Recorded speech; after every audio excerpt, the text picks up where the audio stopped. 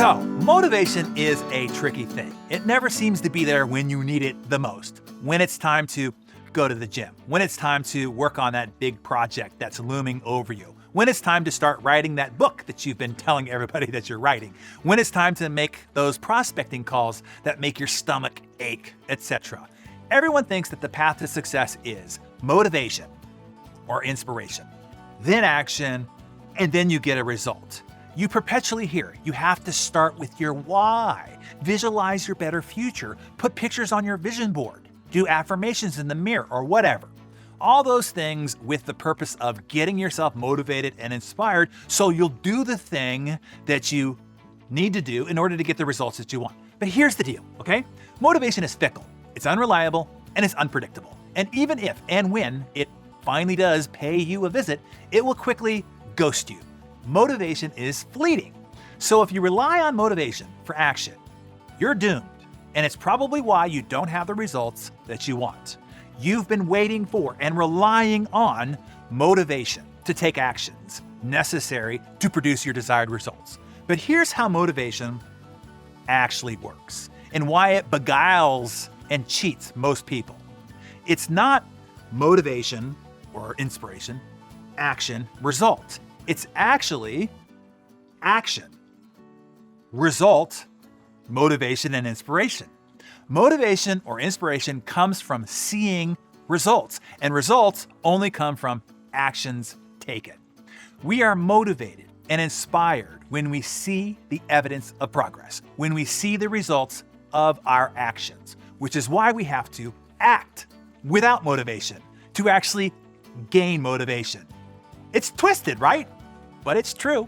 That is why Ralph Waldo Emerson wrote in his essay, Compensation, the law of nature is, do the thing and you shall have the power. Do the thing and have the power. That means take action, then you shall have the power of motivation. Not wait till you have the power, then do the thing. Not vision board, chant affirmations, visualize your reasons why to get the power so that you can do the thing. At the end of Emerson's quote of do the thing and you shall have the power is, but they who do not the thing have not the power. Meaning no action, no result. No power, no motivation. So write this down. Action precedes motivation. Action precedes inspiration. As Harvard psychologist Jerome Bruner put it, you are more likely to act yourself into feeling than feeling yourself into action. So here's the trick to motivating yourself. Act.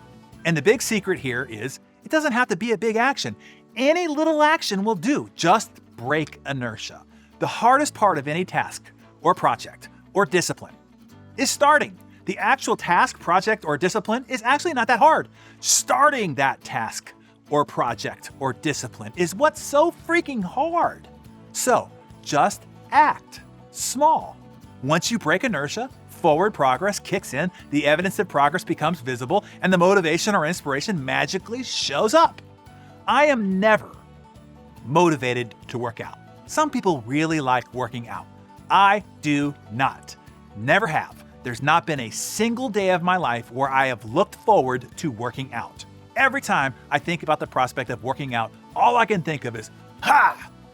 But I still work out at least 4 days a week and have for my entire life since I was 13 years old. Consistently. How? When it's time to work out and I think, I just take one small action.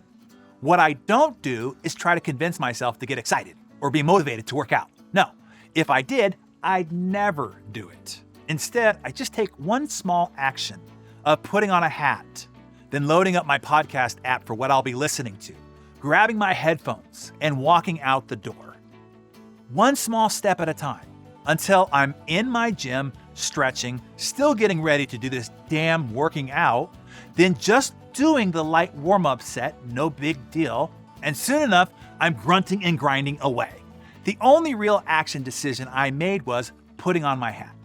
That broke inertia. Progress momentum then began, and eventually I was actually doing the thing I didn't want to do in my head. Now power shows up, inspiration and motivation, and they make their appearance. and then I get the further results. You see, when the famous writer Somerset Maugham was asked if he wrote on a schedule or when he was struck by inspiration, he replied, "I only write when inspiration strikes. Fortunately, it strikes every morning at 9 o'clock sharp." Meaning he doesn't wait for inspiration. He sits down and starts writing at 9 a.m. sharp. And as good fortune will have it, inspiration then shows up. In other words, he does the thing, then he gains the power. Not the other way around.